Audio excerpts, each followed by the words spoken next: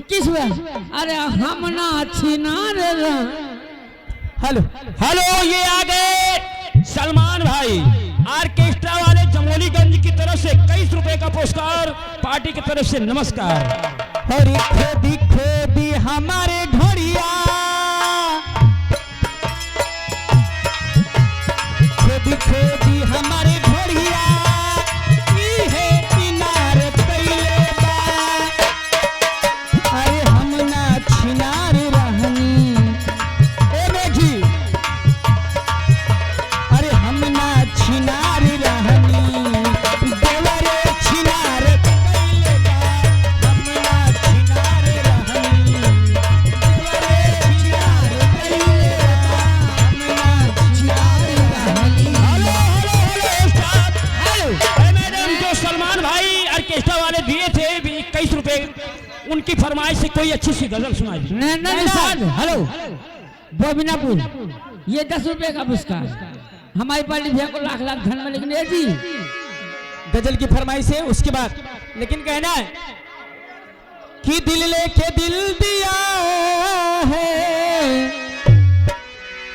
दिल लेके दिल दिया है, एहसान क्या किया है, दिल लेके दिल दिया है, एहसान क्या किया है, दिल लेके दिल दिया है।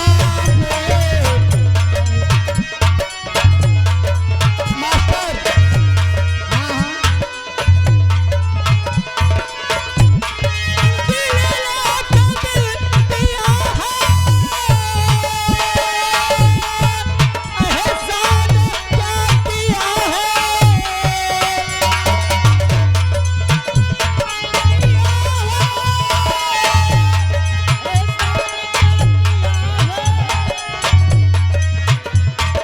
इतना गुरूर क्यों है, हो इतना गुरूर क्यों है, इतना गुरूर क्यों है, क्या मुक्ति में दिया है, इतना गुरूर क्यों है, क्या मुक्ति में दिया है,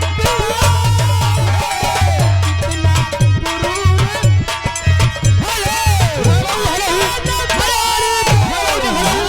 ए मैडम देखिए, आ गए हैं मानव श्याम बड़े भाई उमेश कुमार तिवारी, महापारा के निवासी हैं।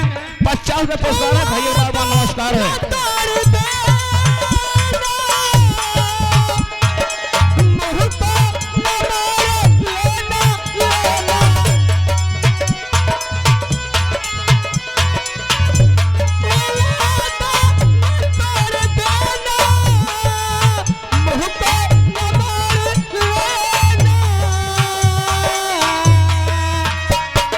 हमने तुम्हारे प्यार में, हमने तुम्हारे प्यार में सबको बता दिया है, हमने तुम्हारे प्यार में सबको।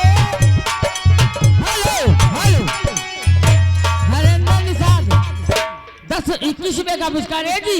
फरमाइश है कि ढोड़ी पे ढेला मार दी। Hello hello hello hello staff, हमारे घर मालिक का आदेश है कि जो भी हमारे मंच के दाएं बाएं खड़े हैं, इतनी बड़ी फील्ड है, इतनी बड़ी फील्ड है कि आप लोग अपना उचित स्थान लेकर के बैठ जाएं भैया, तो बड़ी अच्छी बात होगी। आप लोग हम लोग को डिस्टर्ब मत कीजिए। आप लोग जहां से भी रहेंगे हमको पैसा दिखाएंगे, हम स्वयं चले आएंगे, ठीक है? आप लोग उचित दूरी बना करके बैठे।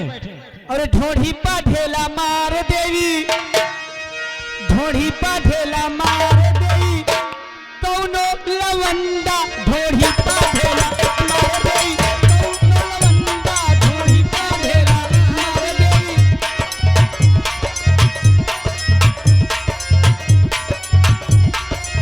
कौनो लवंदा हो, कौनो लवंदा, कौनो लवंदा हो, कौनो लवंदा, ढोढ़ी पा ढेला मार देवी।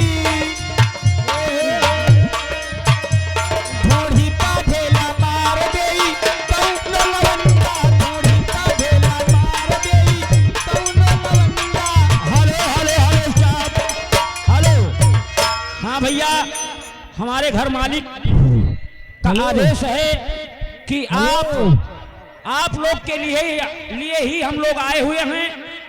अगर आप लोग को मनोरंजन लेना है तो कृपया उचित दूरी बनाकर बैठे और अच्छे से पूरी रात मनोरंजन का आनंद ले। आप लोग जो महिलाओं की तरफ मत जाइए, बहुत बड़ी